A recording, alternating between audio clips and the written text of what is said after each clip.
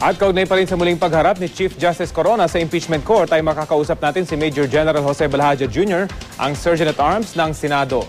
Magandang tanghali po, Major General Balhaja. Si Rafi Timo po ito ng Balitang Hali.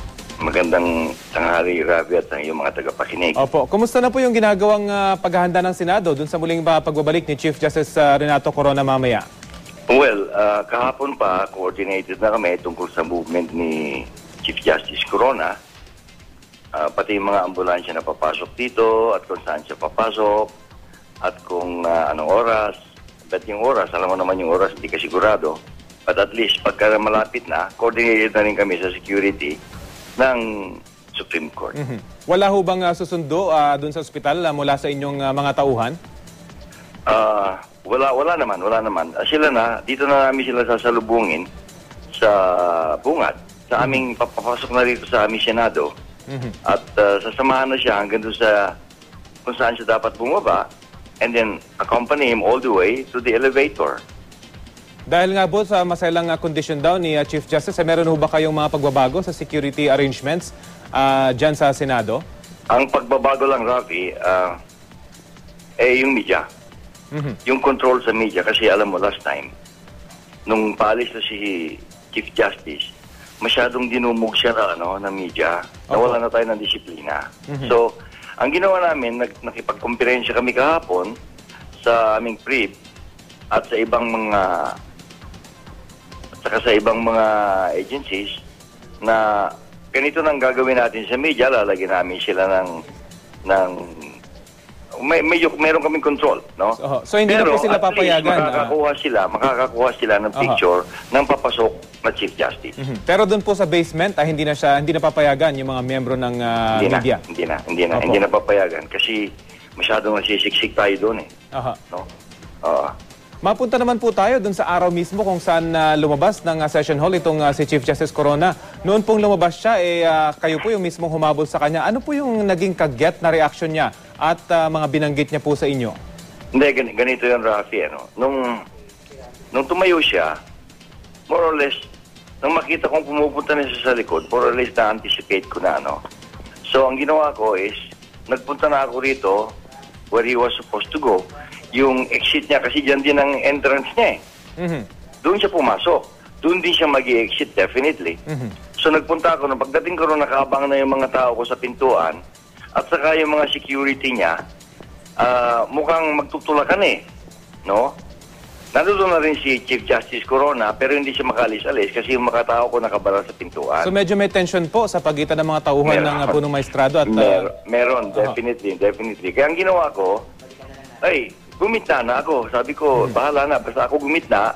Tapos sinabihan ko yung security ni Chief Justice. Sabi ko, please. Pero kalmang-kalma ako na sinabi kong please. Napaunla ka naman ako. Umilag silang ganon. Pagkatapos, ang face-to-face na lang talaga nagharap na ganyan si Chief Justice Corona, ako at saka si Mrs. Corona. Opo. At that point, ang sabi sa akin ni Chief Justice Corona, are you arresting me? Ang sagot ko, sabi ko, sir, huwag niyong kalilimutan na yung sir kasi sa ibang nawawala yung sir eh. Opo. Sabi ko niya, sir, you know very well that in any court of law, the judge can order. Itutuloy ko sana na, and the order is to prevent you from leaving the building. Bigla na lang nagsalita si Mrs. Corona. Sabi niya, is this martial law? Hindi ko na sinagot. Sa punto po bang yun ay napansin niyo talagang nangihina ang punong maestrado? Kung ano yung action niya doon sa nagbabasa siya, ganoon yung tingin ko doon. Pero alam mo kasi, Rafi, ako when I have a mission in mind, I am focused on the mission. Ang mission ko at that time, ang tingin ko sa mission ko is to let everybody settle, compose, and be calm. So ang focus ko ngayon doon is yung security, yung security situation. I didn't want the situation to occur.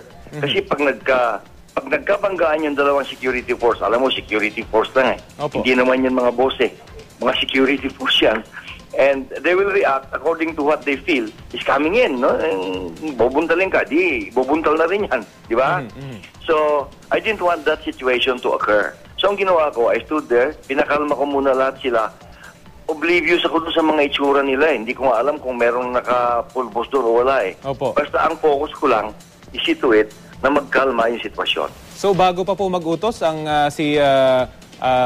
Senate President Enrile na pasarahan yung lahat ng exits ng Senado ay talagang kumbaga under control na po ninyo yung sitwasyon. Oo, sa amin kasi ang protocol ko dyan is, ang sinasabi ko sa mga tao ko, hindi ko kailangan orderan kayo. Pag narinig ninyo from the Senate President or any senator na may order, hindi ko na kayo kailangan utusan. Automatic kayo.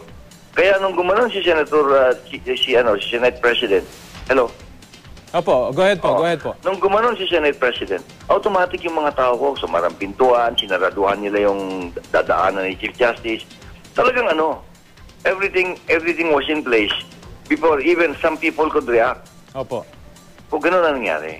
Sa ngayon po ba, meron ganong precautions din ho ba kayong gagawin na pagbabantay sa mga exits or hindi na ho kinakailangan ito? Hindi, nakabantay naman talaga kami sa mga exits. Opo. May mga tao naman talaga ako dyan. No? Pero alam mo, Rafi, sa palagay ko, hindi na mangyayari yun ngayon. Hindi na. Kasi I think, if I'm not mistaken, baka ipasok si Chief Justice in a wheelchair. Opo. No? At hindi ka pwedeng mag-exit doon kasi hagdan yun eh. Di So ba? doon po siya sa regular na pinapasukan elevator. po? Opo. Elevator. So now, all the guards are there. Ito sa exit, may gwardiya pa kami. At saka yung pintuan namin, ang bilis magsara niyan. Opo. At pagdating po sa Senado, saan po siya dadalhin? Doon ho ba sa normal na holding room or meron po siyang special na holding room muna. dadalhin? Hindi, I'm not sure anymore, but yung holding room na pinuntahan niya, doon yata siya dadalhin. Opo. Okay, tapos pag meron nangyari sa loob, we have a clinic. No? Yung ibang doktor niya, doon mag-i-standby. Meron kaming pababayaan na isa o dalawang doktor na papasok sa loob ng session hall, malapit sa kanya, so that they can immediately give the assistance if anything happens at all. At yung klinika naman po ng Senado, may full complement naman po ito para sa isang emergency situation? Kompleto yan. Meron kami, may oxygen kami, may kama kami, may kwarto kami. And ano lang yan, paglabas mo ng session hall, ano na kagad? Medical section na namin. Pero kung sakasakali pong medyo mas malala, wag naman po sana yung sitwasyon, nakahanda naman po ang seguridad ng Senado na gumawa ng hakbang para madaling, kumbaga, ma-evacuate o madala ang Chief Justice sa pinakamalapit na ospital. Oh yes. Yung ambulansya naman kasi niya maghihintay sa baba Opo. Maghihintay doon sa exit. Basta doon sa ilalim maghihintay sa garahe, so that bago siya makababa doon, nakaposisyon na sigurado yung ambulansya. Dahil po dito sa masalang sitwasyon nga daw ng punong maestrado, kumbaga may extraordinary na situation kayong inaalagaan pagdating sa security. Ano ho ba yung mga gagawin pa ninyong hakbang? Well, yung media, napakiusapan nyo na, pero I'm sure meron hong may mga enterprising na po pwedeng makakuha ng iba pang mga anggulo ng pagpasok ng Chief Justice dyan sa Senado.